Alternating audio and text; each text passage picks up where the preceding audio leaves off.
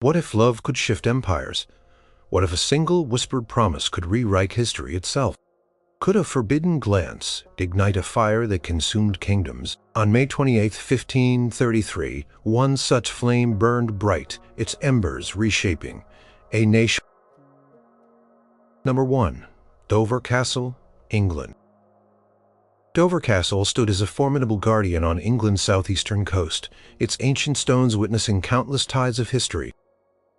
This massive fortress, often called the key to England, held centuries of stories within its walls. In the 12th century, it became a stage for one of history's most powerful and tumultuous royal relationships, that of Eleanor of Aquitaine and King Henry II. Their union shaped not just England, but also a vast empire spanning much of France. Eleanor was no ordinary queen. Born around 1122, she was the Duchess of Aquitaine, one of the wealthiest and most culturally advanced regions in Europe. Her inheritance was immense, making her the most desirable bride in Christendom.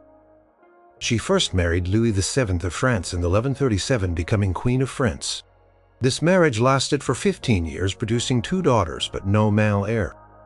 Their personalities often clashed, and their relationship grew increasingly strained, particularly after their joint participation in the Second Crusade. Accounts from the time suggest a growing incompatibility between the pious, scholarly Louis and the spirited, independent Eleanor. In 1152, their marriage was annulled on grounds of consanguinity, a common legal loophole for royal unions that had outlived their political or personal usefulness.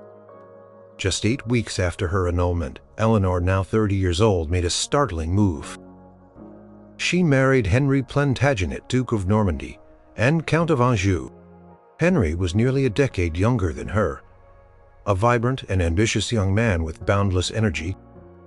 He was also a direct descendant of William the Conqueror and thus a strong claimant to the English throne. Their marriage in 1152 brought together Eleanor's vast Aquitaine and Henry's already considerable French territories, creating an immense dominion stretching from Scotland to the Pyrenees. This sprawling realm, known as the Angevin Empire, was a powerful force, and its heart often beat from the strategic stronghold of Dover. Henry ascended to the English throne as King Henry II in 1154, with Eleanor by his side as Queen of England. Their early years together were marked by a dynamic and productive partnership. They traveled extensively throughout their vast territories, moving between castles and palaces, including Dover, which served as a crucial embarkation and debarkation point for their cross-channel journeys. Chroniclers of the period often describe Henry's restless energy, his constant movement, and his sharp intellect. Eleanor, too, was known for her intelligence, her political acumen, and her strong will. Together they projected an image of formidable power. Their marriage produced 8 children, 5 sons and 3 daughters within 13 years. This abundance of heirs seemed to secure the future of the Angevin dynasty. Their children included Henry the Young King, Richard the Lionheart, Geoffrey, Duke of Brittany, and John Laquant, who would later become King John. With so many sons, the issue of succession and the division of their vast territories became a complex and often contentious matter. As the years passed, the initial passion between Eleanor and Henry began to fray. Henry, known for his numerous affairs, took a mistress, Rosamund Clifford, with whom he had several children. This public display of infidelity deeply wounded Eleanor and ignited fierce jealousy. Historical accounts suggest that Rosamund, often called Fair Rosamund, was well known at court, and her presence was a constant source of humiliation for the queen. Eleanor, a woman who had once been queen of 2 of the most powerful realms in Europe, was not one to quietly endure such an affront. The tensions between the royal couple escalated, fueled by political ambition and personal betrayal. By the late 1160s and early 1170s, the relationship had deteriorated significantly. Eleanor, increasingly marginalized at Henry's court, began to spend more time in her beloved Aquitaine. She established her own court in Poitiers, fostering a vibrant center of culture and patronage. attracting poets, troubadours, and scholars. Here she held sway as a sovereign in her own right, her political and cultural influence radiating across Europe. The growing rift between Eleanor and Henry finally erupted in 1173. Their eldest sons, chafing under their father's authoritarian rule and eager for power, launched a rebellion against Henry. King Louis VII of France, Eleanor's first husband and a longtime rival of Henry, supported the young princes. Shockingly, Eleanor herself played a significant role in instigating and supporting her son's revolt. Sources from the time indicate that she actively encouraged her sons to rise against their father, seeing it as an opportunity to assert her own authority and potentially gain more power for her sons, and by extension, herself. The Great Revolt, as it became known, was a serious threat to Henry II's empire. It involved multiple fronts across England and France, drawing in many powerful nobles. Eleanor, traveling disguised as a man, was reportedly captured while attempting to join her sons in France. Henry, upon crushing the rebellion in 1174, dealt severely with those who had defied him. His sons were eventually reconciled with him, albeit under strict terms. For Eleanor, however, the consequences were far more severe. Henry II ordered Eleanor's imprisonment. For the next 16 years, from 1174 until Henry's death, in 1189, Eleanor was held under various forms of house arrest across England, moving from one castle to another. While not confined to a dark dungeon, her freedom was severely curtailed. Dover Castle, with its formidable defenses and strategic importance, played a role in her lengthy confinement. Though her exact movements during this period are not always clearly documented, in all contemporary accounts, it is known that she was transferred between royal strongholds. Castle's imposing keep and deep tunnels would have served as an ideal secure location for holding such a high-profile prisoner. Towering keep, with its intricate network of rooms and defensive structures, represented the ultimate symbol of royal authority, a place where even a queen could be contained. The very stones of Dover which had seen her arrive as queen now held her as a captive. During her imprisonment, her sons continued to challenge Henry's authority, often with tragic results.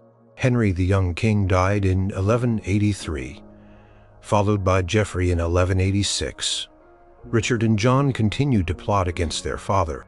Despite her confinement, Eleanor's influence did not entirely wane. Her network of contacts, her powerful lineage, and her position as the mother of the future king ensured that she remained a figure of importance even in chains. Messengers would have moved in and out of the castles where she was held, carrying information and perhaps even secret instructions. In 1189, Henry II died. His successor was Richard the Lionheart, his favorite son, who had spent much of his life as a warrior and crusader. One of Richard's first acts upon ascending the throne was to order his mother's immediate release. Eleanor, now 67 years old, emerged from her long imprisonment with renewed vigor and political acumen.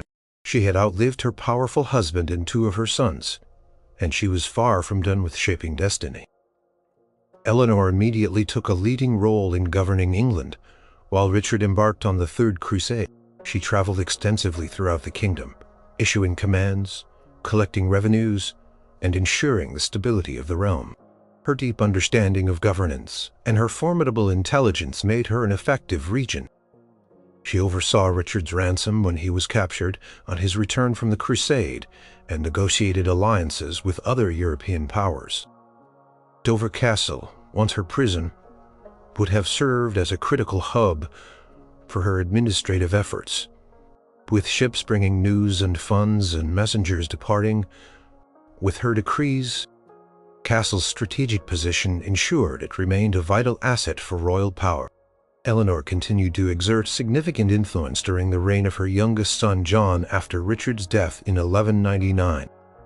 She worked to secure John's succession and actively defended his territories against challenges from Philip II of France. Even in her 70s, she embarked on perilous journeys, including one to Castile, to escort her granddaughter Blanche to France for her marriage to Prince Louis, son of Philip II. This political marriage, orchestrated by Eleanor, aimed to secure peace between England and France. A testament to her enduring diplomatic skill, Eleanor of Aquitaine finally passed away in 1204. At the age of 82, a remarkably long life for the medieval period. She was buried at Fontfroid Abbey in France, alongside Henry II and Richard I. Her life was a grand tapestry woven with threads of power, betrayal, love, and resilience. From the bustling courts of France and England to the confines of royal castles like Dover, her story remained one of continuous striving. A woman who defied the limitations of her time to leave an indelible mark on history.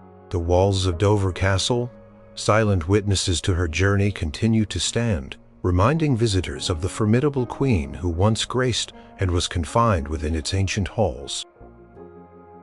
Number 2. Edinburgh Castle, Scotland. Perched majestically on an extinct volcanic crag, Edinburgh Castle dominates the skyline of Scotland's capital. Ancient stones have stood for centuries, watching over royal triumphs, fierce battles, and a quiet unfolding of personal lives. In the early 16th century, this imposing fortress became the backdrop for a marriage that was meant to usher in an era of peace between two long-standing rival nations, England and Scotland. This was the union of Margaret Tudor, daughter of the English King Henry VII and James IV, the vibrant and ambitious King of Scots. Their love story, intertwined with political ambition, would have profound and lasting effects. Margaret Tudor was born in 1489, the eldest daughter of Henry VII and Elizabeth of York. Her parents, having united the warring houses of Lancaster and York, after the Wars of the Roses, sought to secure their dynasty through strategic marriages for their children. Her younger brother would eventually become the famous Henry VIII. From a young age, Margaret was groomed for a royal match that would further England's political goals. James IV of Scotland, born in 1473, was a very different character. He was a Medic and intelligent monarch known for his patronage of the arts and sciences, his interest in naval power, and his keen grasp of statecraft. He spoke several languages, including Latin and Gaelic, and was a skilled jouster and musician. He was also fiercely proud of his Scottish heritage and sought to strengthen his kingdom's position on the European stage. He had a reputation for personal charm and a string of romantic liaisons before his marriage. The idea of a marriage alliance between England and Scotland had been floated for some time. For Henry VII, it represented an opportunity to secure his northern border and perhaps even lay the groundwork for a future union of the crowns. For James IV, it offered a chance to end the long-standing hostilities with England, allowing him to pursue his ambitions elsewhere, particularly in continental Europe. After much negotiation, the Treaty of Perpetual Peace was signed in 1502, sealing the marriage agreement between Margaret and James. The marriage was intended to be the cornerstone of this new lasting peace. In July 1503, at the age of 14, Margaret Tudor began her long journey north from London to Scotland. Her progress was a grand procession, filled with pomp and ceremony. She traveled with a large retinue of English nobles and servants, a route marked by celebratory welcomes in towns and villages. The journey itself was an elaborate display of wealth and status, signaling the importance of the alliance. Her arrival in Scotland was met with equal enthusiasm. James IV, eager to meet his young bride, rode south to encounter her near Dalkeith, just outside Edinburgh. Accounts from the time describe their first meeting. James, known for his theatrical flair, arrived with a large retinue, including a company of Italian musicians. He dismounted gracefully and approached Margaret, bowing deeply. He then assisted her from her horse and offered her a kiss. Contemporary chroniclers detailed the scene, noting his handsome appearance and her quiet demeanor. Was a formal yet significant introduction between two monarchs whose union would define their kingdoms. On August 8, 1503, Margaret Tudor and James IV were married in Holyrood Abbey, close to Edinburgh Castle. The ceremony was magnificent, attended by nobles from both England and Scotland, as well as ambassadors from various European courts. The grand wedding was a symbol of the hoped-for thistle and the rose union, a blending of the two nations. After the ceremony, the celebrations continued, with banquets, jousts, and entertainments, many of which took place within the environs of Edinburgh, including the castle itself. Edinburgh Castle, though not the primary residence for the newly married couple, Holyrood Palace often served that role, was an integral part of the royal estate and a frequent destination. Its strategic importance and defensive capabilities meant that it was a place of refuge, a treasury, and a symbolic heart of the Scottish monarchy. Margaret would have spent time within its walls, possibly using its royal apartments, receiving dignitaries, or overseeing court affairs. The Great Hall, with its magnificent hammer-beam roof, would have echoed with the sounds of banquets and assemblies attended by the newly crowned Queen of Scots. The castle's formidable defenses provided a sense of security for the young queen in a new land. The early years of Margaret and James's marriage were marked by relative peace and prosperity. They enjoyed a shared love for the arts and culture. James continued his patronage of poets, including William Dunbar, and his interest in naval expansion. Margaret, despite being younger, quickly adapted to her new role as Queen of Scots. She learned about Scottish customs and politics, often writing to her father, Henry VII, about her experiences. Her letters provided a valuable insight into the Scottish court and her relationship with James. Sources indicate that James treated her with affection and respect, and the marriage, despite its political origins, developed a genuine warmth.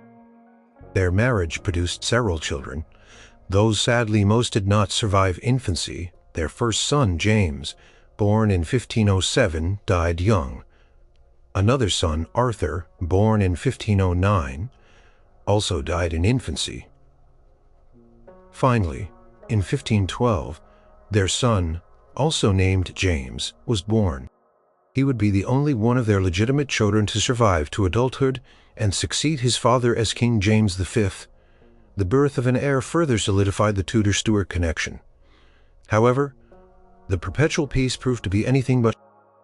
Despite Margaret's presence and the bond she shared with James, the underlying tensions between England and Scotland remained strong. The traditional old alliance between Scotland and France, a military and political alliance against England that stretched back centuries, continued to exert its influence. As Henry VII died in 1509 and was succeeded by the more aggressive Henry VIII, Margaret's younger brother, relations between the two kingdoms began to sour once more. Henry VIII, ambitious and keen to assert England's power, soon became entangled in European conflicts, particularly with France. This put James IV in a difficult position, bound by the old alliance, but also by his marriage to Margaret. He faced a choice. Ultimately, loyalty to France and traditional Scottish interests prevailed. In 1513, while Henry VIII was campaigning in France, James IV seized the opportunity to invade England, hoping to relieve pressure on his French allies and assert Scottish dominance. Margaret Tudor pleaded with her husband not to go to war with her brother. Accounts from the time suggest her distress and attempts to mediate between the two kings. Her personal connection to both monarchs made her position particularly difficult. However, James, ever the proud warrior, ignored her pleas and led his army south. The fateful confrontation occurred on September 9, 1513, at the Battle of Flodden Field. It was a catastrophic defeat for Scotland. James IV, along with many of his nobles and a significant portion of the Scottish peerage, was killed in the battle. The scale of the loss was immense, leaving Scotland vulnerable and devastated. Edinburgh Castle, once a symbol of the Happy Union, now became a symbol of national mourning. Margaret Tudor, now a widow at just 23 years old, found herself regent for her infant son, James V. Her position was incredibly precarious. She was an Englishwoman ruling Scotland, a country still reeling from the loss of its king and many of its leaders at the hands of her own brother's army. The Scottish nobility was divided, with some favoring closer ties to France and others supporting Margaret's English lineage. Despite the tragedy and the immense political challenges, Margaret faced her new role with courage and determination. She was now the Queen Mother, her love for her son, the new King of Scots, driving her decisions. Her life continued to be intertwined with the grand old castle of Edinburgh, which served as a place of safety for her young son and the seat of royal authority during his minority. Castle's defenses and its deep historical roots would have provided a sense of continuity and stability in a time of great upheaval. Margaret's story at Edinburgh Castle is not just one of a love that blossomed, but also of a queen who navigated the complexities of loyalty, family, and national destiny, all under the shadow of a truly magnificent fortress. Number 3. Château de Chenonceau, France. The Château de Chenonceau, with its graceful arches spanning the river Cher in France's La for the Château. This breathtaking palace, famous for its elegant design and beautiful gardens, was not only a center of royal life, but also the setting for one of the most intriguing and fiercely contested love triangles in French history. This particular drama unfolded in the mid-16th century, involving King Henry II, his lifelong mistress, Diane de Poitiers, and his queen, Catherine de' Medici. Their intertwined lives and rivalries left an indelible mark on Chenonceau itself. Henry II, born in 1519, was the son of King Francis I. Even before his marriage, his affections were captured by a woman significantly older than him. Diane de Poitiers, born in 1499, Diane was 20 years Henry's senior, a widow, and renowned for her beauty, intelligence, and grace. Their relationship began when Henry was still a young prince, and it quickly deepened into a profound and lasting bond. She became his confidant, his political advisor, and the most influential person in his life. Her influence over Henry was so absolute that many believed she held more sway than the actual queen. Catherine de' Medici, born in 1519, was a member of the powerful Florentine Medici family.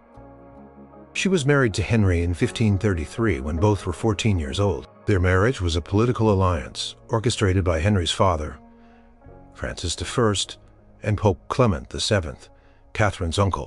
Catherine brought a vast dowry to the French court, but she struggled to gain Henry's affection. For years, she faced the challenge of a husband deeply devoted to another woman. Despite the political importance of their union, Henry's heart belonged firmly to Diane. When Henry ascended to the throne as King Henry II in 1547, one of his first acts was to gift Chenonceau to Diane de Poitiers. This was a clear and public declaration of his devotion to her. Chenonceau, having recently reverted to the crown, was a magnificent property, and Henry's generosity allowed Diane to embark on ambitious renovations. She oversaw the construction of the famous bridge across the Cher, which would later be extended into a grand gallery.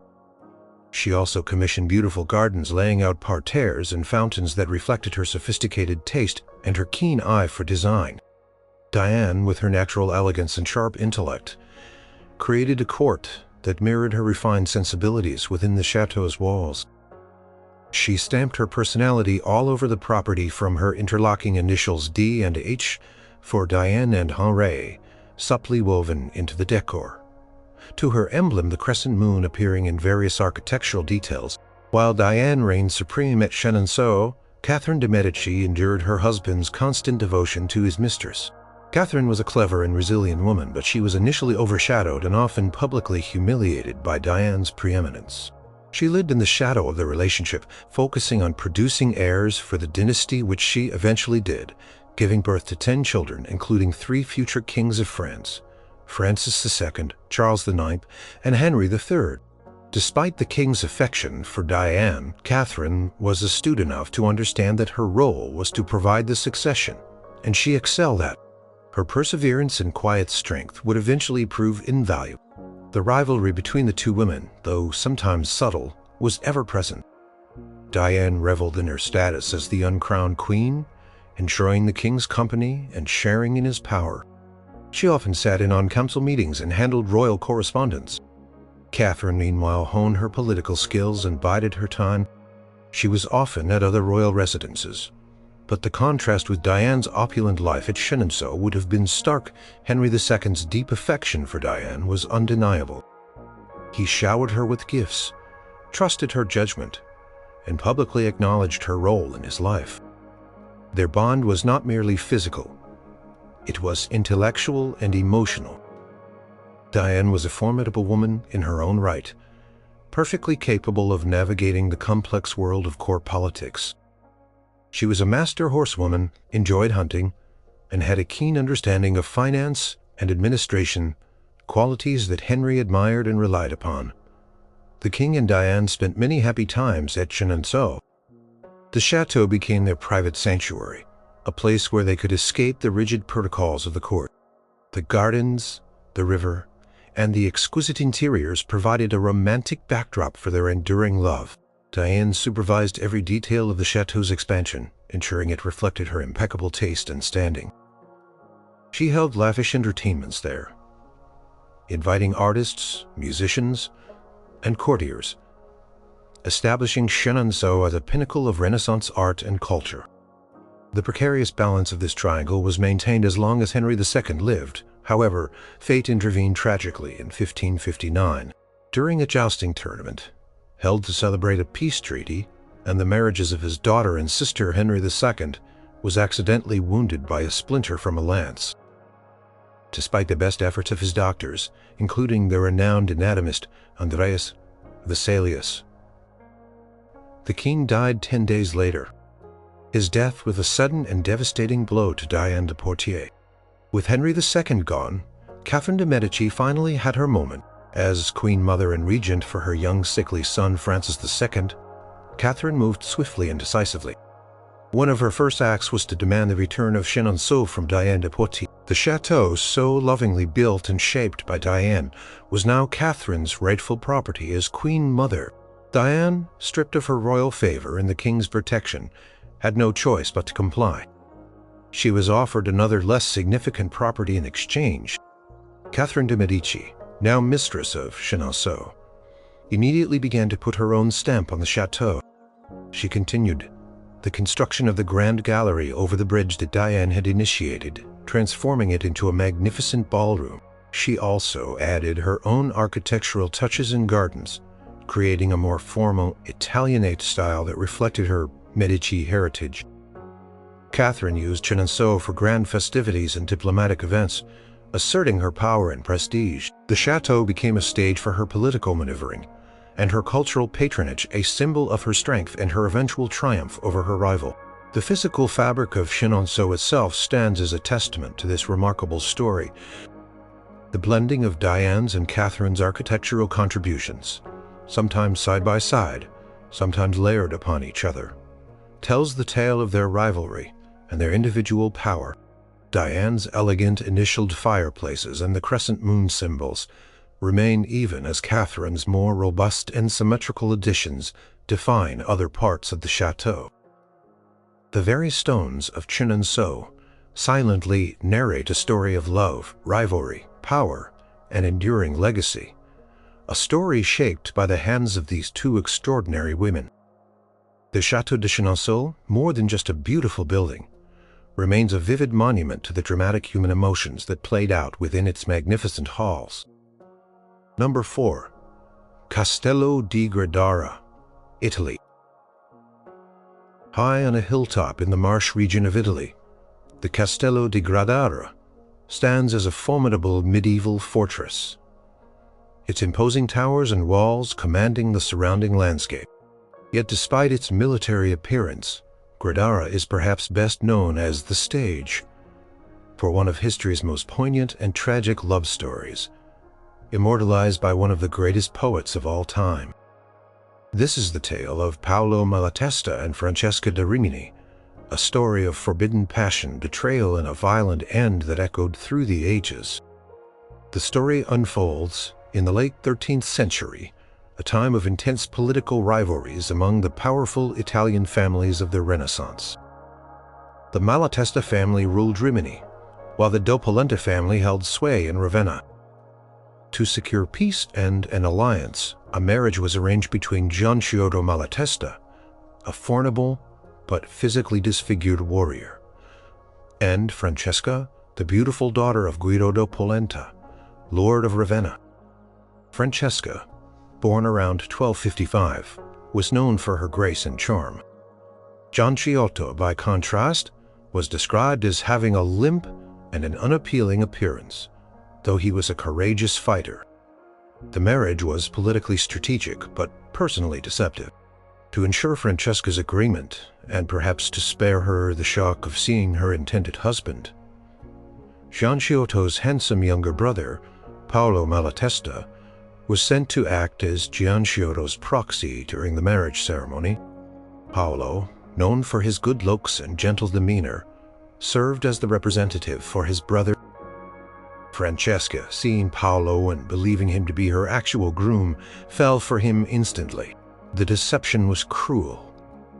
And when Francesca later discovered the truth and was married to Gianciotto, her heart was already elsewhere.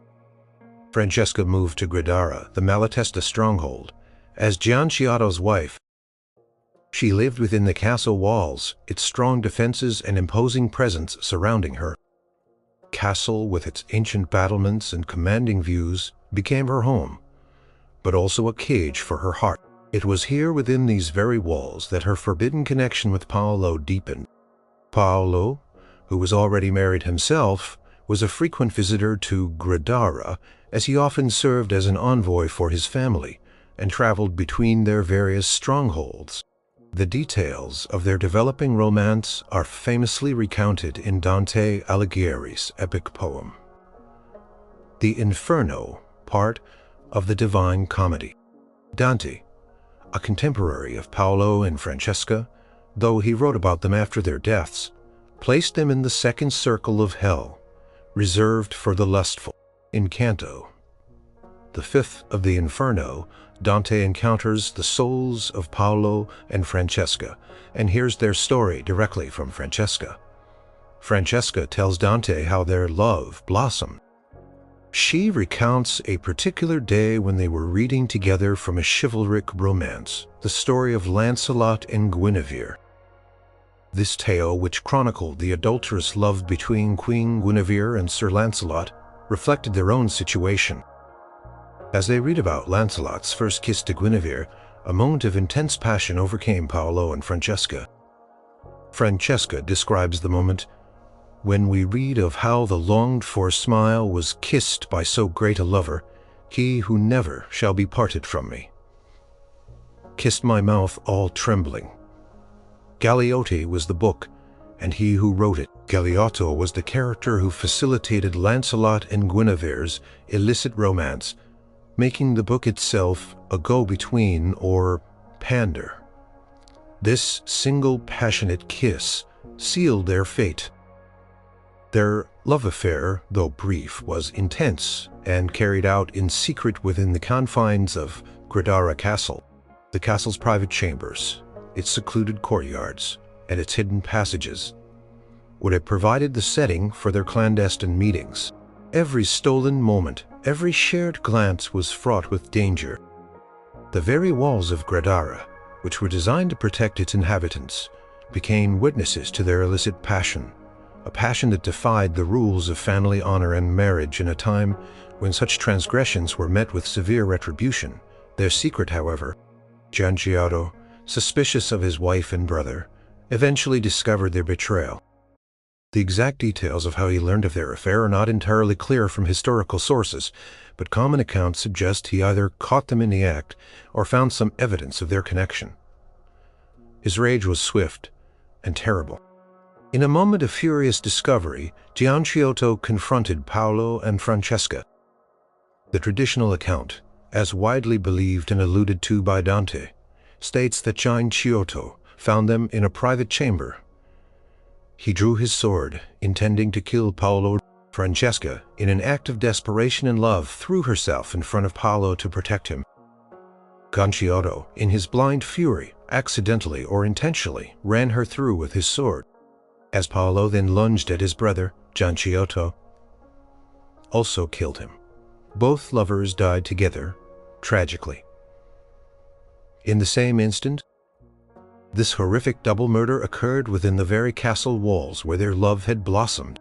The chambers of Guadara, which had once cradled their secret embraces, now bore witness to their violent end. The exact location within the vast castle is a subject of popular legend, and various tours often point to a specific room in the keep as the Lovers' Room, though definitive historical proof of this exact spot is elusive. Nevertheless, the legend firmly anchors their story to the castle's very foundations.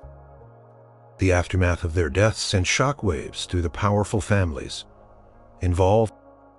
Gianciotto. Malatesta, though the aggrieved husband had committed a heinous act of murder against his wife and his own brother, this event, though largely hushed up in contemporary records to preserve family honor, was eventually whispered about and became part of the local lore. It was Dante Alighieri's Inferno that truly immortalized Paolo and Francesca, transforming their personal tragedy into an enduring symbol of passionate, forbidden love. Dante's sympathetic portrayal, particularly Francesca's mournful and moving monologue, earned them widespread renown and pity, making their story one of the most famous medieval love tragedies. Their tale has inspired countless artists, writers, and composers through the centuries, ensuring that the love and death of Paolo and Francesca remain deeply intertwined with the history and atmosphere of Castello di Guadara. Today, visitors to Guadara Castle often feel the weight of this tragic history. Quiet courtyards, the ancient battlements, and the stone chambers seem to echo with the whispers of their clandestine meetings and the violent climax of their story. The castle, more than just a historical monument, serves as a poignant reminder of a love so powerful it defied all norms, ultimately leading to a destiny as unyielding and permanent as the stone walls that witnessed it all. Number 5. Hever Castle, England. Hever Castle, nestled in the picturesque Kent countryside of England, presents a charming and idyllic facade with its moated defenses and Tudor architecture. Yet beneath its peaceful exterior lies the dramatic and world-altering story of one of history's most fateful love affairs, that between King Henry VIII and Anne Boleyn. This was a passion that would not only transform their lives, but also ignite a religious revolution, reshape the English monarchy, and lead to the tragic downfall of a queen. Anne Boleyn was born around 1501 or 1507, the daughter of Sir Thomas Boleyn, a rising diplomat and courtier, and Lady Elizabeth Howard. The Boleyn family was ambitious and well-connected. Anne, along with her siblings, Mary and George, spent time in European courts, gaining a sophisticated education and worldly experience. Anne served as a lady-in-waiting to Margaret of Austria in the Netherlands, and later to Queen Claude of France. These experiences polished her wit, intelligence, and charm. She returned to England in 1522, joining the household of Queen Catherine of Aragon, Henry VIII's first wife, at court. Henry VIII, born in 1491, was a Maidoc and powerful monarch. He had been married to Catherine of Aragon, his brother's widow, since 1509. Despite Catherine giving birth to several children, only one, a daughter named Mary, survived. Henry was desperate for a male heir to secure the Tudor dynasty. Fearing that a female ruler would weaken the kingdom and lead to civil war, his anxieties grew as Catherine passed childbearing age. It was in the mid-1520s that Henry's eyes fell upon Anne Boleyn. She was not considered a conventional beauty by the standards of the time, lacking the blonde hair and pale complexion favored by many. However, she possessed a captivating allure. With her dark eyes, long dark hair, and a keen intellect, she was witty, spirited, and knowledgeable, fluent in French, and skilled in music and dance. Her conversation was engaging, and she carried herself with a self-assured air that many found intriguing. Hever Castle, the Boleyn family seat, served as a significant meeting place for the early stages of their courtship. Henry made frequent visits to Hever, riding from London to spend time with Anne, often joining her in the castle's great hall, exploring its gardens, or perhaps sharing intimate moments in the private rooms. Henry, accustomed to having his way, began to pursue Anne. She steadfastly refused to become his mistress. A common practice for ladies at court, particularly given her sister Mary Boleyn, had already been Henry's mistress. Anne understood that to secure a lasting position and true power, she needed to be his queen. This refusal only intensified Henry's desire for her. He became obsessed, convinced that Anne was the answer to his prayers for a male heir. He saw her as the true wife God intended for him, perhaps believing his marriage to Catherine was cursed due to a biblical passage forbidding marriage to a brother's widow.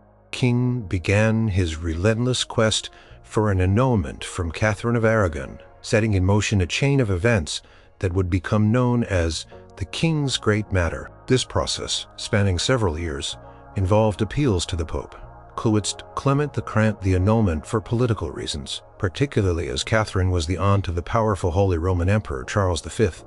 Henry's desperation for Anne and a male heir grew. Throughout this tumultuous period, Hever Castle remained a significant location for Henry and Anne. He often wrote passionate letters to Anne from other royal residences, expressing his devotion and frustration with the slow annulment proceedings. These letters, some of which survive today, reveal the depth of his feelings and his unwavering determination to make Anne his queen. Anne, in turn, resided at Hever at various times, waiting for the outcome of the King's Great Matter. Castle became a symbol of their forbidden love, a place where their future was being forged amidst political and religious upheaval. As the Pope continued to refuse an annulment, Henry took matters into his own hands. In 1532, Anne became pregnant. This accelerated the crisis, making a swift resolution essential. Henry, advised by his new chief minister Thomas Cromwell, broke with the Roman Catholic Church, establishing the Church of England with himself as its supreme head. This momentous decision was not solely about Anne, but her pregnancy and the urgency of their relationship certainly served as a powerful catalyst.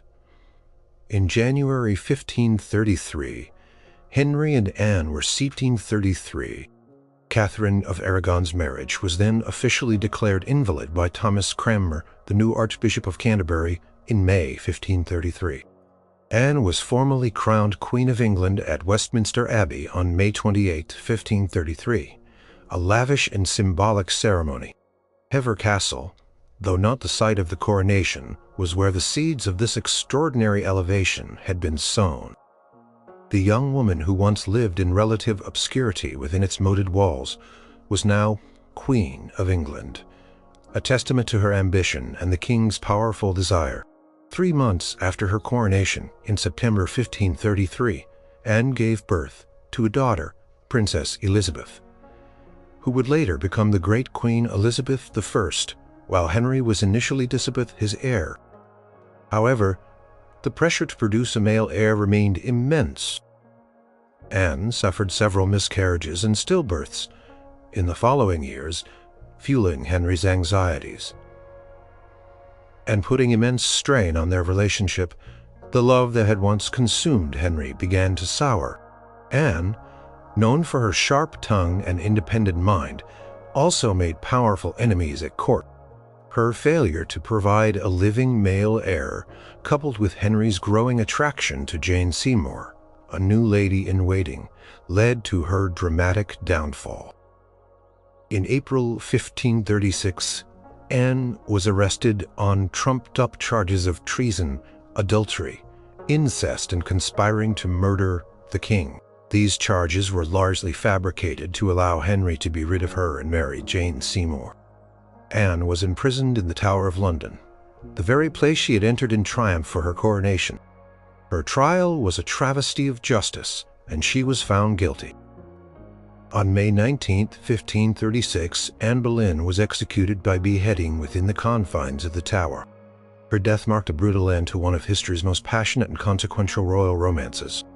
Hever Castle, though no longer the Boleyn family home after Anne's death, it was later given to Anne of Cleves, Henry's fourth wife, after their annulment, forever remains associated with Anne Boleyn. The long gallery within the castle houses a collection of portraits, including one of Anne, and visitors can still feel the echoes of the young, ambitious woman who captivated a king.